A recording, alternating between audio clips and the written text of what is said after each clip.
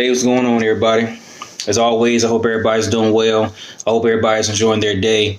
I just want to take time for those who are new to check in the channel. We're building community trust. This site is dedicated to police matters, to those who's been watching the news for community issues, dealing with African Americans, dealing with everyone. I just want to say welcome and hoping that you're enjoying the material. Hope you can pass this on to someone else that may need it. For those who've been tuning in, as always, thank you for tuning in. Thank you for sharing the material, and thank you for supporting this channel. It means a lot when those who stay consistent to enlighten and be aware of what's going on around us and continue to support the movement and support of what things that we're doing in relation to race relations and to what's going on in the community as far as law enforcement and dealing with injustice. Also, I just want to welcome everybody. Just want to kind of put it out there to the new channel, Freedom Fighters. This is a channel for the preaching the word of God, the gospel. Just kind of putting my stuff to study material out there. So for those who are interested, please check it out. It's on YouTube as well. I'll post the name of the channel below if you want to check on it and look into it. I'm going to start posting it on the Facebook page as well, so people want to look into the teachings. It really is going to help those. I know we're doing some tough times, COVID-19, dealing with a lot that's going on out here. So hopefully these videos will help those tune in and be able to get blessed by it and be able to use it in their daily lives and their matriculation through Christ and their journey. So please check out the channel. So today we're going to I'm not going to be long before long. We're going to talk about these shootings. I know it's kind of old. I know I'm a little late. I knew about the shootings with the rappers King Von, Mo3, and Pop Smoke, and placed with these hip hop artists. So I just kind of been taking time to watch the videos, to get the commentary, always look into the facts, and just some things I pointed out. And the first thing is, what do we do? Is the question I challenge people's perspectives. What do we do when it comes to how can we understand the process of these shootings, and how can we be able to prevent this stuff? How can we, can we prevent it? Is it something that we can protect our artists, our people, our youth, because that's mainly who it is, the youth, from these type of crimes? There's a lot of details. We look into gang related crimes. We look into affiliations. We look into locations and where they do their day-to-day movements. Little Boosie, like I said, I listen to him often, and one of the things he said was that this is being a hip-hop artist is a tough job. It's a tough job because you're always looking over your shoulder. You're dealing with people trying to take you out or make your life a little difficult because of your status and the fame and the money and the affiliation with certain individuals. So those things can play into why crime or shootings or murders take place. I did look up the Crips, so I see a lot of people with gangs. So I took some time to look up some information. The Crips, the Bloods, these different type of gangs. A lot of artists affiliated with them. So I know in 1972 to 1975, the gangs were started by would due first to the injustices of the Rodney King shootings, the justices of the civil rights era, and the Black Panther Party was such an inspiration that the youth created these gangs to protect themselves and to pick up where the Black Panthers left off. So Raymond Washington, 15 years old, he started the Crips, and they were in jail and being marginalized. They was being kind of pushed away. The government's kind of disbanding them. So now you have the youth taking charge and starting these type of gangs to continue on what they left off. These gangs, once they got started, it started, turning more to violence and shootings and started going off the path. So now we got this association with gang life, and these things, and these situations continue to escalate throughout the years. And that's why we having so much youth involved in these gangs. And some of them don't want to be involved. But we have people that that pressure, these youth, depending on where you live, if it's a lot of gang infested areas, a lot of times you're getting pressure to be a part of this stuff and you're in part of these gangs. Some of the as I was listening to the shootings, the commentary, especially the one that got me the most was Mo3 because of the way he was taken out. You got a lot of commentary on how it went down. He was set up. He was he was wrong place, wrong time. It could be, something he'd done in the past could have caught up to him. A lot of the hip hop artists, the shooters, the shootings, their murders, it's a lot of because of something they might have done before. It could be something they did in the past. They could have shot someone. They could have did something, and it caught up with them. I don't know. We have Mo3. We have King Von. His was just a, he picked a fight and the guy he beat the guy down, and the guy came back and shot and killed him. It's a lot of different theories, perspectives from different people. Reminds me of Pac and Biggie. Pac, when he died, he was the same way. He got into a fight with one of the Southside Crips, and they ended up shooting and killing him. Biggie ended up getting shot, and a lot of these guys got shot multiple times. They got shot prior events. FGB Duck, he was shot 2-3 different times in 3 different occasions. Mo3 was shot a couple of times. Tupac was shot a couple of times. Biggie was also shot a couple of times before he actually got the final bullets that killed him. So you look into these beef, and you look into the artists start beef, and they don't like this person, that person, and it starts to plague and move into violence and extra stuff that caused them to get shot. Police involvement in one of the cases, King Von shooting, was police involvement. Undercover cops was involved, so that's a big role where, as a police officer, when you're responding to these shootings and gang-related incidents, your first instinct is to try to neutralize the threat, right? And that's what we call it, not eliminate, but neutralize.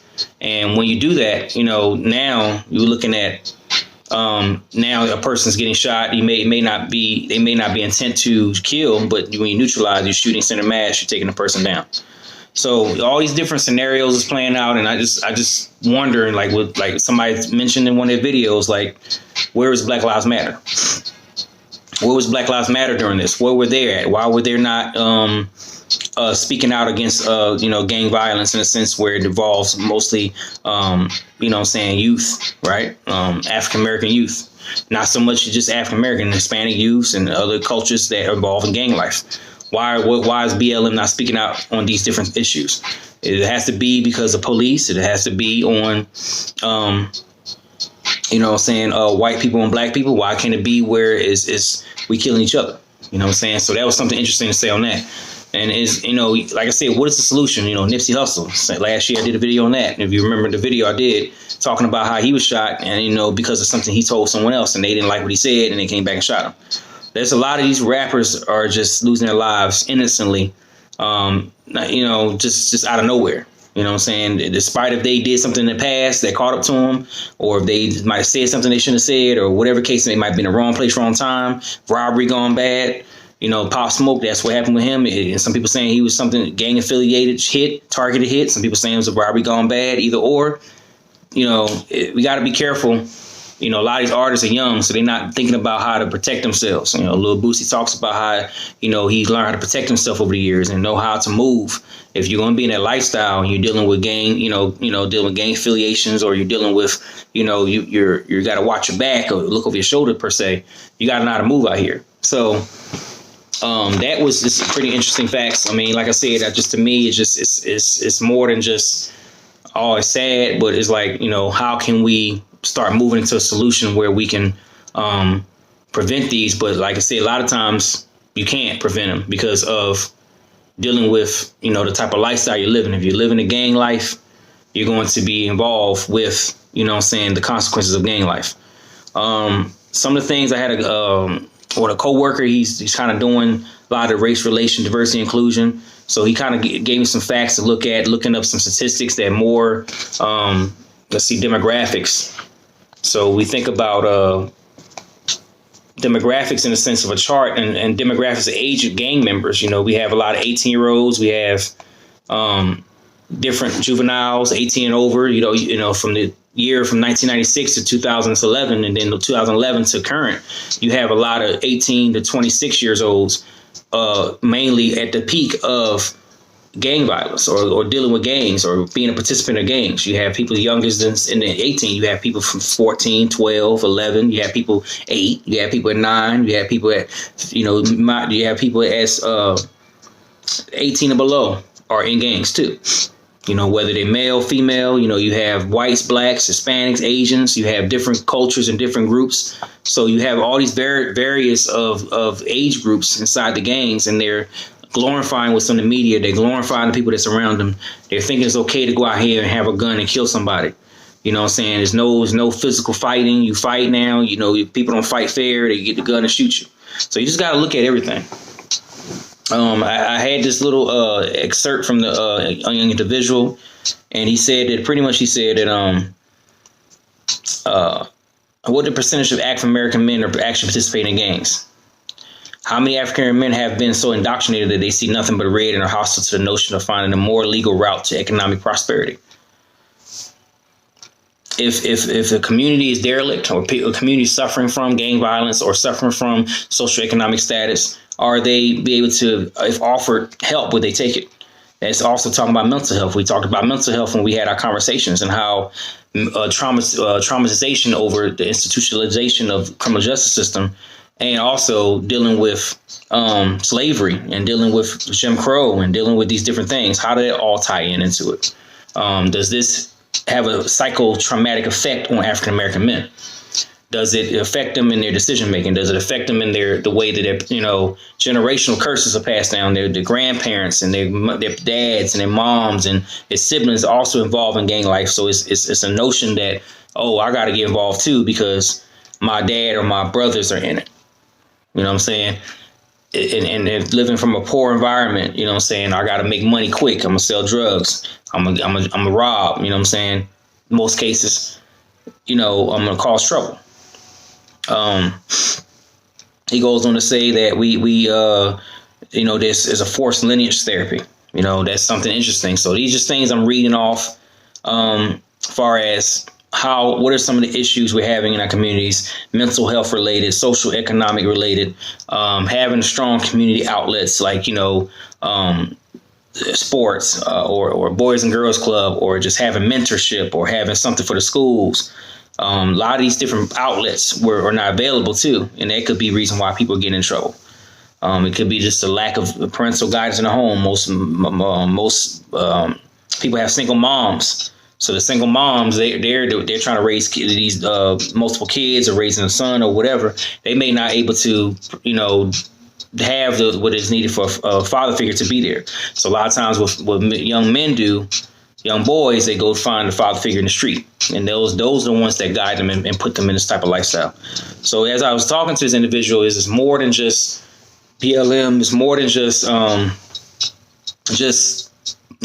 talking to them. You got to be able to find some type of therapeutic action from what he's saying, and just be able to really look at what is causing the root issue of why murders are happening in the African American community. Why are young artists that's up and coming are being taken out so early? With King Von, one of the things with King Von that I noticed that he was also doing the same thing Nipsey Hussle was doing, and they investing into the community, investing in the people around them, and having them teach them how to invest their money in open independent labels, open independent businesses, so they can be able to feed their families. So that's kind of why it's important to understand.